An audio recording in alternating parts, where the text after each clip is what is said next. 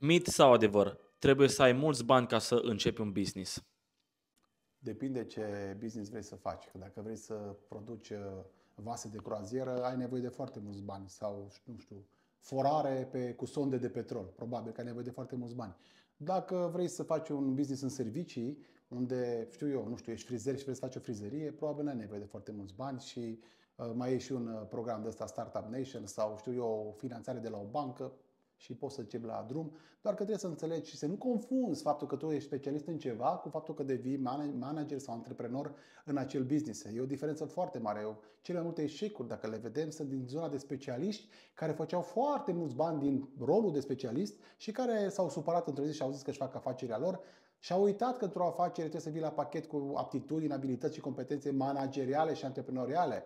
Și își dau seama, după nu mult timp, că își trăiesc eșecul vieții lor și că câștigă mult mai puțin bani în rolul de antreprenor, să zic așa, decât în rolul de specialist. Că știi cum e viața de antreprenor. Ești primul care plătește și ultimul care ești plătit dacă mai rămâne ceva.